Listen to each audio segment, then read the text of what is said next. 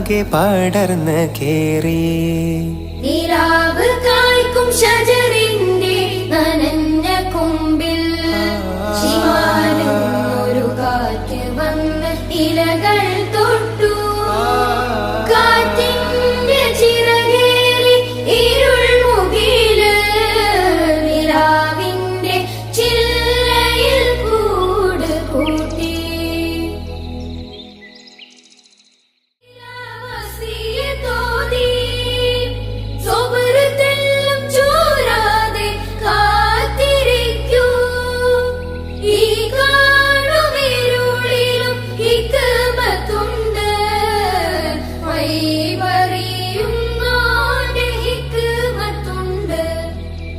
നിലാവ് കായ്ക്കും ഷജറി